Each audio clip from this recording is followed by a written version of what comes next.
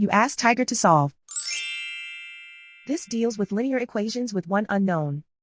The final result is v equals -8. Let's solve it step by step. Simplify the expression. Expand the parentheses. Simplify the arithmetic.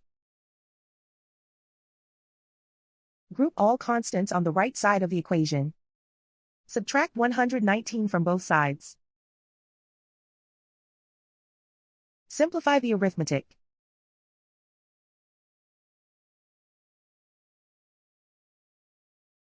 Isolate the v. Divide both sides by 17. Simplify the fraction. Find the greatest common factor of the numerator and denominator. Factor out and cancel the greatest common factor. And so the final result is v equals -8.